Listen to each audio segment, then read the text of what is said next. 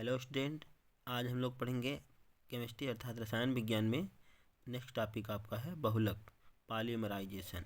Polymerisation के बारे में पढ़ेंगे। बहुलक प्लास्टिक, रबड़, पीवीसी, पॉलीथीन, पॉलीमराइन यानी टेफ्लॉन, बेकेलाइट, इनके बारे में पढ़ेंगे, इनके गुणों के बारे में पढ़ेंगे। तो हम लोग बिना देरी किए हुए वीडियो को आगे बढ़ाते हैं। तो चलिए वीडियो की शुरुआत करते हैं। तो बहुलक यानी कि पॉलीमर होता क्या है? जैसा इसका नाम है पॉलीमर। पॉली का मतलब होता है बहुत और मर का मतलब होता है इकाई। जो बहुत सी इकाइयां हो, बहुलक बहुत सी इकाइयों से मिलकर बना हो, उसी को पॉलीमर या बहुलक कहा जाता है। जैसे सिंगल यूनिट यानी कि जिसे एक इकाई कहते हैं, एकलक भी कहते हैं, इंग्लिश में कहते हैं मोनोमर। तो सिंगल इकाई को एकलक कहा जाता है और बहुत सी इकाई को पॉलीमर कहा जाता है। जैसे ये एग्जांपल आप देखिए, ये बूंदी का लड्डू है और जो बूंदी का लड्डू है तो ये एक बूंदी है। तो बूंदी से बूंदी का लड्डू बनता है ना, जो एक बूंदी होगी इसे एकलक यानी कि मोनोमर कहा जाएगा। और इसी एक बूंदी को बहुत सारी बूंदियां जब मिल जाती हैं, बूंदी का लड्डू बन जाता है, तो इसी को बहुलक कहा जाएगा, पॉलीमर कहा जाएगा। ये का पूरा लड्डू है, ये क्या हो गया? बहुलक हो गया। इसका मोनोमर क्या होगा? इसे एकलक कहा जाएगा। एकलक से ये बहुलक बनता है, समझ गए आप? तो वह प्रक्रम जिसमें बड़ी संख्या में सरल अणु एक दूसरे से संयोग करें, जुड़े, कुछ अणु भार का एक बड़ा अणु बनाते हैं, उसी को बहुलीकरण कहा जाता है। इसमें से बहुत सारे अणु जुड़े, इसी को बहुलीकरण कहा जाएगा और इस प्रकार बना यौगिक बहुलक कहलाता है। और एकलक के अनेक परमाणुओं के आपस में जुड़ने से ही बहुलक बनता है। इसलिए एकलक है ना, के अनेक परमाणु जब आपस में जुड़ेंगे तभी ये बूंदी वाला लड्डू बन पाएगा, यानी कि बहुलक बन पाएगा। ये बूंदी वाले लड्डू से आपको समझ में आ गया होगा ना कि एकलक से मिलकर ही बहुलक बनता है। बेसिक चीज आपको समझ में आ गई। बहुलक को बेसिकली कहते क्या है, मतलब है क्या चीज ये। अब आगे हम पढ़ते हैं। तो बहुलीकरण क्या होता है, पॉलीमराइजेशन क्या होता है? तो बहुलीकरण वह प्रक्रिया है जिसमें बहुत बड़ी संख्या में छोटे एवं सरल अणु आपस में जुड़कर भारी एवं बृहद यानी कि बड़े अणु का निर्माण करते हैं। वही जो बूंदी का लड्डू बन रहा है ना, उसी के प्रोसेस को बहुलीकरण कहा जाएगा। जैसे एक बूंदी भी पड़ी है, बूंदी अलग अलग पड़ी है, मोनोमर्स पड़े हैं, लेकिन जब इन्हें एक साथ हलवाई जोड़ देगा, हाथ से बनाएगा लड्डू, लड्डू जब वो बन जाएगा तो वो क्या है? वही बहुलीकरण है। बहुलीकरण वह प्रक्रिया है जिसमें बहुत बड़ी संख्या में जो छोटे छोटे सरल अणु होते हैं, ये आपस में जुड़कर एक भारी एवं बृहद अणु का निर्माण करते हैं। छोटे अणुओं को एकलक यानी कि मोनोमर कहा जाता है और एवं परिणामी बड़े जो अणु बनते हैं उन्हें बहुलक कहा जाता है। जैसे इसके उदाहरण कौन से हैं बहुलक के? तो जो प्लास्टिक है वो बहुलीकरण का उदाहरण है। संश्लिष्ट रेशे, पॉलीथीन, जो हम प्लास्टिक घर में लेके आते हैं, लिफाफे लेके आते हैं, सब्जी वगैरह लाते हैं ना जिसमें, तो पॉलीथीन जो है वो भी बहुलक का उदाहरण है। रबड़, ये सब बहुलक के उदाहरण है, इनसे बहुलक बनाए जाते हैं। जैसे आप देखेंगे कि ये C2H4, और आप देखें जो ये बना हुआ संरचना C2H4 की है, ये एथिलीन कहते हैं इसे। ये एथिलीन, ये क्या मोनोमर है, एकलक है। ये एथिलीन जब आपस में जुड़कर, देख रहे हैं आप, सब जुड़ गया आपस में, इसे बहुलीकरण की प्रक्रिया हुई, तो इसे कहा जाएगा पॉलीएथिलीन। तो एथिलीन मोनोमर है, जब किसी के आगे पॉली लग जाए ना, तो ये बहुत हो गए। एथिलीन के आगे लग गया पॉली, तो पॉलीएथिलीन बन गया। एथिलीन पहले मोनोमर है यानी कि एकलक है, तो बहुत सारे एथिलीन, ये अलग अलग एथिलीन है, समझिए। एक बूंदी है, ये दूसरी बूंदी है, ये तीसरी बूंदी है, ये चौथी है, पांचवी, तो इन बूंदियों को इकट्ठा जोड़ दिया गया, बहुलीकरण हो गया। एथिलीन को इकट्ठा जोड़ दिया गया तो पॉलीएथिलीन बन गया। बहुत सारे एथिलीन से पॉलीएथिलीन बनता है, तो बहुलीकरण की क्रिया कहा जाता है। हमारे घर पे लिफाफे होते हैं जिन्हें पॉलीथीन कहते हैं, उसी को पॉलीएथिलीन कहा जाता है। और एथिलीन से इसका मोनोमर होता है और पॉलीएथिलीन का जो बहुलीकरण की क्रिया के बाद बनता है ये पॉलीएथिलीन। आशा करता हूँ आपको समझ में आ गया होगा कि अंतर क्या है मोनोमर और पॉलीमर में, पॉलीमर है क्या चीज। तो आगे चलते हैं। जो बहुलक होता है ना, इसके तीन भाग हैं, तीन टाइप्स हैं। एक है प्राकृतिक बहुलक, नेचुरल पॉलीमर। दूसरा है संश्लिष्ट बहुलक, जिसे सिंथेटिक पॉलीमर कहते हैं। और तीसरा है अर्ध संश्लिष्ट बहुलक, जिसे सेमी सिंथेटिक पॉलीमर कहा जाता है। तीनों को एक एक करके पढ़ते हैं। सबसे पहले है प्राकृतिक बहुलक यानी कि नेचुरल पॉलीमर। प्राकृतिक बहुलक कौन सा होता है? तो इसका जो स्रोत होता है ना, पादप एवं जंतुओं से प्राप्त होता है, यानी कि जंतुओं और पौधों से नेचुरली प्राप्त होता है, ये आर्टिफिशियली बनाया नहीं जाता। तो जैसे कि प्रोटीन है, अमीनो अम्ल के बहुलक होते हैं ये। उसका मोनिमर होता है ना प्रोटीन का, वो अमीनो एसिड होते हैं, मोनिमर है। अमीनो अम्ल से मिलकर ही प्रोटीन बनता है। तो हमारे शरीर में भी आपको पता है प्रोटीन बनता है, तो ये नेचुरल है। सेलुलोज, और प्लांट से भी प्रोटीन मिलता है, जंतुओं से भी प्रोटीन मिलता है, तो नेचुरल है। सेलुलोज जो कि पौधों से मिलता है। स्टार्च, रबड़, ये सब क्या है? ये नेचुरल पॉलीमर है, ये आर्टिफिशियल नहीं है। जो रबड़ है इसमें नेचुरल वाली रबड़ है, आर्टिफिशियल भी रबड़ होती है, पर यहाँ पर जो प्राकृतिक रबड़ है ना, उसका वो टाइप इसमें आती है प्राकृतिक बहुलक में। तो हम देखते हैं संश्लिष्ट बहुलक यानी कि आर्टिफिशियल सिंथेटिक पॉलीमर। जो इसका स्रोत क्या है? तो इसे कृत्रिम रूप से बनाया जाता है, यानी कि लैब में तैयार किया जाता है, आर्टिफिशियली इसे बनाया जाता है संश्लिष्ट बहुलक को। जो नेचुरल है वो तो नेचुरल हमें मिल रही है, लेकिन संश्लिष्ट इसे आर्टिफिशियल बनाया जाता है। जैसे पॉलीथीन, जो लिफाफा होता है हम सब्जियों के लिए लेकर आते हैं, पॉलीथीन होती है ना, वो संश्लिष्ट बहुलक का उदाहरण है। Plastic, nylon, polyester, polyvinyl chloride, जिसे हम पीवीसी कह देते हैं शॉर्ट में, पॉलीविनाइल क्लोराइड, टेफ्लॉन। आगे हम इनके बारे में पढ़ेंगे भी, और यहाँ पर आप समझ लीजिए, क्योंकि ये पूछा जाता है कि पॉलीथीन कौन सा बहुलक है, तो ये संश्लिष्ट बहुलक है। क्या होता है? अर्ध संश्लिष्ट बहुलक। क्या? अर्ध संश्लिष्ट यानी कि आर्टिफिशियली बनाया गया, तो आधा जो आर्टिफिशियल हो आधा नेचुरल हो, उसी को कहेंगे अर्ध संश्लिष्ट। इसका स्रोत क्या है? तो प्राकृतिक बहुलकों को, जो हमारे नेचुरली बहुलक है ना, उनमें कुछ रूपांतरण, कुछ ट्रांसफॉर्मेशन करके जो बनाया जाता है, उसी को संश्लिष्ट बहुलक कहा जाता है। जैसे इसके उदाहरण कौन से हैं? अर्ध संश्लिष्ट बहुलक कहा जाता है। तो इसका उदाहरण है यौन सेलुलोज आधारित कृत्रिम बहुलक। सेलुलोज जो है ना वो क्या है, वो हमारा नेचुरल यानी कि प्राकृतिक बहुलक है। तो इसी में कुछ थोड़ा सा रूपांतरित कर दिया और बन गया सेलुलोज नाइट्रेट, अभी हो गया अर्ध संश्लिष्ट बहुलक। सेलुलोज कौन सा है, प्राकृतिक है, प्राकृतिक बहुलकों में कुछ रूपांतरण करके तो अर्ध संश्लिष्ट बनता है। तो सेलुलोज में कुछ कृत्रिम बहुलक बनाकर इसे सेलुलोज नाइट्रेट बना दिया गया, अभी हो गया अर्ध संश्लिष्ट बहुलक। तीनों बहुलक के जो टाइप्स हमने देख लिए, अब एक एक करके जो है हम इनके बारे में पढ़ते हैं। देखिए प्लास्टिक क्या है, प्लास्टिक भी बहुलक का ही प्रकार है, हमने पढ़ा ना, प्लास्टिक हो गया, रबर हो गया, तो सबको हम इस एक ही वीडियो में देख लेंगे। और उसमें जो हमने एग्जांपल देखी है पॉलीथीन, अपना टेफलॉन, पीवीसी, वो भी हम पढ़ लेंगे कि ये प्लास्टिक के अंडर आता है। तो इसलिए मैं प्लास्टिक पूरा कवर कर देता हूँ। तो प्लास्टिक क्या है, तो यह एक संश्लिष्ट पदार्थ है, जो हमने देखा कि संश्लिष्ट, हमने देखा कि कौन कौन से है बहुलक है, प्राकृतिक, संश्लिष्ट और अर्ध संश्लिष्ट। तो ये संश्लिष्ट है, तो कार्बनिक यौगिकों के बहुलीकरण द्वारा बनाया जाता है। और रासायनिक प्रक्रिया से तैयार जो प्लास्टिक होता है ना, वो दो प्रकार का होता है। एक होता है थर्मोप्लास्टिक, एक होता है थर्मोसेटिंग प्लास्टिक।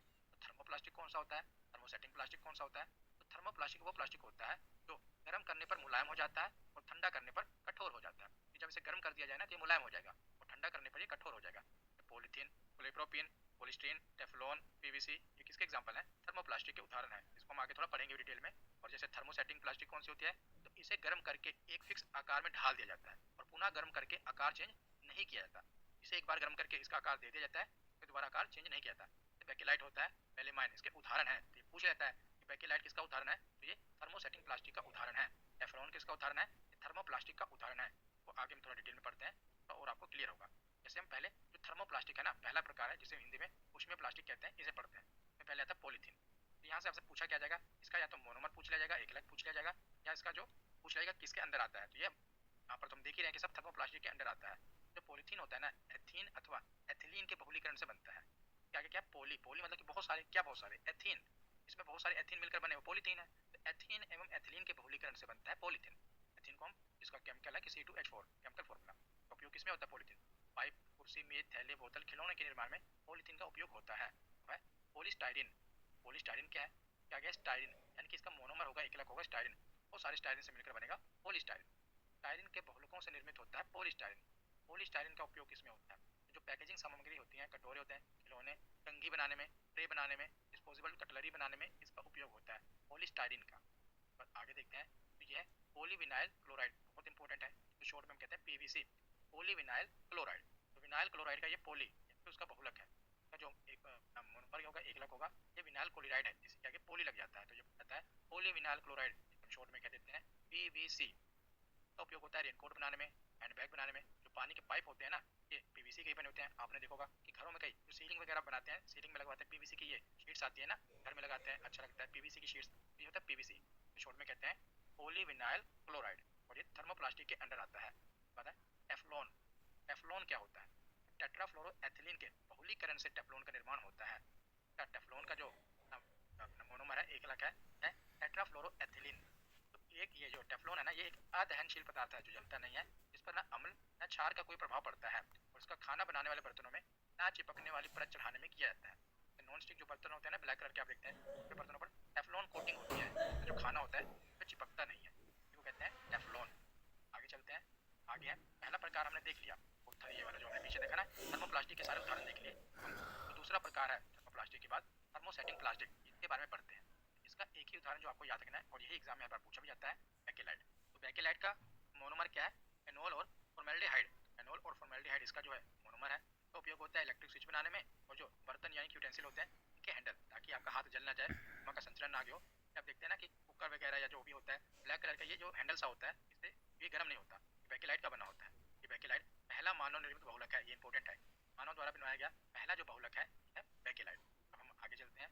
तो मैंने पूरे साल का करंट अफेयर कवर कर दिया है, इसकी वीडियो यूट्यूब पर अपलोड हो चुकी है, आप देख लीजिए। आप प्लास्टिक भी बहुलक है, बहुलीकरण से बनता है, रबड़ भी बहुलीकरण से ही बनता है। जो रबड़ है एक प्राकृतिक बहुलक है, उच्च प्रत्यास्थता यानी कि इलास्टिसिटी, इलास्टिसिटी कहा जाए तो कोई चीज जो उसमें लचक, लचक होते हैं ना, उसी को इलास्टिसिटी कहा जाता है। और इलास्टिसिटी कहा जाए तो कोई चीज जो उसमें लचक, लचक होते हैं ना, उसी को इलास्टिसिटी कहा जाता है। और इलास्टिसिटी का गुण बहुत ज्यादा होता है रबड़ में, तो कितना मोड़ा जा सकता है, उसी को इलास्टिसिटी कहते हैं।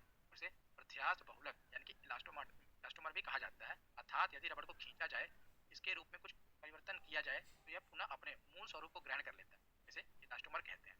तो रबड़ के दो प्रकार होते हैं, एक होता है नेचुरल रबड़ यानी कि प्राकृतिक रबड़, एक होता है संश्लिष्ट रबड़ जिसे सिंथेटिक रबड़ कहा जाता है। इसके बारे में पढ़ते हैं। पहले देखते हैं प्राकृतिक रबड़। यह उष्ण कटिबंधीय यानी कि जो ट्रॉपिकल जोन बंद जो सब ट्रॉपिकल जोन होते हैं, यहाँ पर वन पाए जाते हैं, अमेरिका, अमेजोन और दक्षिण एवं दक्षिण पूर्व एशिया आदि जगहों पर पाया जाने वाला कुछ पेड़ों से स्रावित होता है। प्राकृतिक रबड़ जो होती है ना, नेचुरल जो रबड़ होती है, एक पेड़ों से स्रावित होने वाले श्वेत चिपचिपे द्रव जिसे लेटेक्स कहा जाता है। आप देख रहे हैं कि पेड़ों से ये व्हाइट कलर का चिपचिपा द्रव निकल रहा है जिसे हम लेटेक्स कहते हैं। इसी से रबड़ बनती है और पेड़ का नाम क्या है? तो हेविया ब्राजीलियंसिस इसके प्रमुख रबड़ उत्पादक वृक्ष है, इसे हेविया कहते हैं। हेविया जो वृक्ष है ना, इसके प्रमुख रबड़ उत्पादक वृक्ष है। पहले तो हम जब छोटे थे तो रबड़ कैसे बनाते थे? आपने भी बनाई होगी। पेंसिल को छील के जो उसके छिलके होते हैं, दूध में डालकर उसको रखा होगा ना, तो रबड़ बन जाएगी। ये रबड़ नहीं बनती है, रबड़ इससे बनती है। ये पेड़ है, इसके लेटेक्स निकलता है, दूसरी तरफ से रबड़ बनती है। तो जो प्राकृतिक रबड़ का निर्माण होता है ना, तो आइसोप्रीन के एकलकों के बहुलीकरण से इसका निर्माण होता है। तो जो रबड़ है ना, नेचुरल रबड़ का जो मोनोमर है, एकलक है, वो है आइसोप्रीन। आइसोप्रीन के बहुलीकरण से ही बनती है पॉली आइसोप्रीन, और इसको हम नेचुरल रबड़ कहते हैं। नेचुरल रबड़ को समझ लीजिए, साइंस में कहा जाएगा पॉली आइसोप्रीन। पॉली क्यों लगा? बहुलीकरण हुआ है। तो और आइसोप्रीन क्या है? इसका एक अपना एकलक है, मोनोमर है। तो आइसोप्रीन बहुत बार एग्जाम में पूछा गया है कि जो प्राकृतिक रबड़ है इसका बहुलीकरण किससे हुआ है और इसका एकलक क्या है? तो आइसोप्रीन। और आइसोप्रीन रबड़ के पेड़ से लेटेक्स के रूप में प्राप्त किया जाता है। जो लेटेक्स है ना, यही आइसोप्रीन है, इसी पे बहुलीकरण होकर क्या बनेगा? Poly isoprene. तो प्राकृतिक रबड़ हमने देख ली। अब हम देखते हैं संश्लिष्ट रबड़, जो आर्टिफिशियली सिंथेटिक रूप से बनाई जाती है। तो संश्लिष्ट रबड़ का निर्माण कृत्रिम रूप से पेट्रोलियम आधारित रसायनों, असंतृप्त हाइड्रोकार्बन, आइसोप्रीन, ब्यूटाडीन, क्लोरोप्रोन, टायरीन, साइक्लोपेटाडीन आदि के प्रयोगों से किया जाता है। जैसे हमने वहाँ पर पढ़ा, उसके मोनोमर, इसके जैसे ये संश्लिष्ट रबड़ है, इसके मोनोमर्स हैं आइसोप्रीन, ब्यूटाडीन, क्लोरोप्रोन, स्टायरीन। इनसे मिलाकर इनको सिंथेटिक रूप से सिंथेटिक रबड़ देखने को मिलती है। तो संश्लिष्ट रबड़ के प्रमुख उदाहरण अगर आपसे पूछे जाए तो नियोप्रीन रबड़, ब्यूना एन, ब्यूना एस रबड़, पॉलीस्टायरीन और ड्यूप्रीन इसके प्रमुख उदाहरण है। जैसे आप देखेंगे ये लिखा है ब्यूना एस और ब्यूना एन। ब्यूना एस क्या है? इसका मोनोमर पूछा जाता है ब्यूटाडीन टायरीन, इसमें एस है। इसका जो ब्यूना एन है, ब्यूटाडाइन एल्किलो नाइट्राइल है। यहाँ पर देखिए नाइट्राइल एन है आगे, नाइट्राइल और स्टायरीन, ये दोनों पॉलीमर है। एस और ब्यूना एन संश्लिष्ट रबड़ के पॉलीमर है, बहुलीकरण के द्वारा बना है। इसके मोनोमर ये है स्टायरीन और नाइट्राइल, ये याद रखिएगा। तो ब्यूना एन है ना, ये वाला। इस रबड़ का उपयोग वाहनों एवं वायुयानों में ईंधन के पाइप कील बनाने में किया जाता है। और जो प्रोटेक्टिव ग्लव्स होते हैं, रक्षात्मक दस्ताने होते हैं ना, जो भी बिजली का काम करते हैं, हाथों में उन्होंने ग्लव्स पहना होता है ताकि करंट ना लगे, वो भी इन्हीं ब्यूना एन के ही इसी रबड़ से बना होता है। जो ब्यूना एस है, इस रबड़ का उपयोग जूते के तल्ले यानी कि जो जूते के सोल्स होते हैं, जो हील होती है, उसे बनाने में, और च्युइंगम जो हम खाते हैं ना, उसमें भी इसी रबड़ का उपयोग होता है। कौन से? ना एस वाला का च्युइंगम में जो अपना जूते के सोल्स होते हैं। जो ब्यूना एन होता है, इसका उपयोग सुरक्षात्मक जो ग्लव्स वगैरह होते हैं उन्हें बनाने में होता है। ये अपना जो रबड़ है, ये हमें नेचुरल नहीं मिलती, इसे हम सिंथेटिक रूप से बनाते हैं। तो आगे देखते हैं रबड़ का वल्कनीकरण यानी कि वल्कनाइजेशन ऑफ रबड़। ये क्या होता है? तो वल्कनीकरण रबड़ की जो इलास्टिसिटी होती है ना और शक्ति होती है, स्ट्रेंथ होती है, उसे बढ़ाने की एक रासायनिक प्रक्रिया है। प्रक्रिया में रबड़ को सल्फर की उपस्थिति में गर्म किया जाता है। में सल्फर परमाणुओं को के द्वारा रबड़ के अणुओं के मध्य त्रिविमीय तिर्यक संयोजन यानी कि थ्री डायमेंशनल क्रॉस लिंकिंग का निर्माण हो जाता है। और इस प्रकार वल्कनीकृत रबड़ अधिक प्रत्यास्थ, अधिक शक्तिशाली तथा अधिक ताप सह्य बनी जाती है। जैसे जो टायर होते हैं ना, रबड़ होती है, रबड़ के वल्कनीकरण के द्वारा, वल्कनीकरण प्रोसेस के द्वारा ही टायर बनते हैं। टायर काफी मजबूत हो जाते हैं, मतलब इनकी स्ट्रेंथ बढ़ जाती है। पहले जो नॉर्मल रबड़ है उतनी स्ट्रेंथ नहीं है, उससे ज्यादा होती है ना, नहीं तो नॉर्मल रबड़ की स्ट्रेंथ नहीं होती जितनी टायर की होती है। टायर हो गए और जो बैटरी का आवरण होता है, इन्हें बनाने के लिए सल्फर युक्त रबड़ का प्रयोग किया जाता है। तो सल्फर की उपस्थिति में गर्म करके वल्कनीकरण के प्रोसेस के द्वारा रबड़ होती है, उसकी इलास्टिसिटी और स्ट्रेंथ बढ़ाई जाती है, तो वल्कनाइजेशन ऑफ रबड़ कहा जाता है। यहाँ पर हमारा थ्योरी सेक्शन कंप्लीट होता है। अब हम प्रीवियस ईयर क्वेश्चन देखते हैं। पहला प्रश्न है कि प्राकृतिक रबड़ किसका बहुलक है? तो जो प्राकृतिक रबड़ है, किसका बहुलक है? ये आइसोप्रीन, इसका एकलक है, ये इसका बहुलक है प्राकृतिक रबड़। ऑप्शन ए इसका सही जवाब होगा। अगला प्रश्न है कि निम्नलिखित बहुलकों में से इसका उपयोग ना चिपकने वाली कढ़ाई के निर्माण में किया जाता है। ना चिपकने वाली कढ़ाई में कौन से बहुलक का उपयोग होता है? टेफ्लॉन का, न्यूक्लियर का, पीवीसी का या गट्टा परिचा का? टेफ्लॉन का उपयोग होता है, टेफ्लॉन कोटिंग होती है। ऑप्शन ए इसका सही जवाब है। आगे चलते हैं कि बेकेलाइट, फिनोल और तथा अन्य किसका अपना बहुलक है? जो बेकेलाइट है उसका मोनोमर पूछा गया है। एक तो फिनोल के साथ क्या था? के साथ था फॉर्मेल्डिहाइड। ऑप्शन का सही जवाब है। अगला प्रश्न है निम्न में से इसके बहुलीकरण से पीवीसी बनता है। पीवीसी है ना, इसकी फुल फॉर्म में क्या होती है? Polyvinyl chloride, vinyl chloride. Option B का सही जवाब है। इसी के बहुलीकरण यानी कि विनाइल क्लोराइड के बहुलीकरण से पॉलीविनाइल क्लोराइड बनता है। ऑप्शन बी का सही जवाब है। अगला प्रश्न है कि टेफ्लॉन नामक प्लास्टिक का निर्माण किस यौगिक के बहुलीकरण द्वारा होता है? तो जब भी बहुलीकरण पूछा है यानी कि उसका मोनोमर क्या है, उस मोनोमर के बहुलीकरण से तो ये बनी है टेफ्लॉन। टेफ्लॉन का जो बहुलीकरण हुआ है ये टेट्राफ्लोरोएथिलीन से हुआ है। तो ऑप्शन डी का सही जवाब है। अगला प्रश्न है कि कौन सा प्लास्टिक खाने के पदार्थ को पैक करने में प्रयोग किया जाता है? PVC, polypropylene, polyethylene. हाँ, जो पॉलीएथिलीन यानी कि जो हम लिफाफा लेते हैं पॉलीएथिलीन है, इसमें जो खाने के पदार्थ हैं पैक करने में उपयोग होता है। तो ऑप्शन सी का सही जवाब है। अब अगला प्रश्न देखते हैं कि प्राकृतिक रबड़ का बल्कीकरण करने के लिए कौन सी विधि प्रयुक्त की जाती है। सल्फर के साथ गर्म किया जाता है, कार्बन ब्लैक के साथ गर्म करना, क्लोरीन गैस मिलाना या डाइफेनियमल मिलाना। तो इसका सही जवाब क्या है? सल्फर के साथ गर्म किया जाता है। ऑप्शन ए का सही जवाब है। अगला प्रश्न है कि प्रेशर कुकरों का जो हैंडल होता है प्लास्टिक का बना होता है, क्योंकि इसको ऊष्मा का कुचालक बनाया जाना चाहिए, और इसमें कौन सा प्लास्टिक प्रयुक्त होता है जो कि प्रथम मानव निर्मित प्लास्टिक है। जो प्रेशर कुकर का हैंडल है ना, ताकि आपका हाथ जले ना, ये जो प्लास्टिक का बना होता है, कौन से प्लास्टिक का बना होता है? इसका सही जवाब क्या होगा? तो इसका सही जवाब होगा ऑप्शन डी, बैकिलाइट। आगे चलते हैं। तो रबड़ किसका उत्पाद है? रेशे का, लेटेक्स का, ताल का या गोंद का? तो जो रबड़ है ना, ये लेटेक्स का उत्पाद है, तो ऑप्शन बी इसका सही जवाब होगा। अगला प्रश्न है कि कौन से बहुलक प्राकृतिक रूप में पाए जाते हैं। तो नेचुरल बहुलक पूछा गया, स्टार्च और नायलॉन, स्टार्च और सेलुलोज। ये स्टार्च और सेलुलोज पढ़ा था, ये प्राकृतिक बहुलक है, नेचुरल बहुलक है।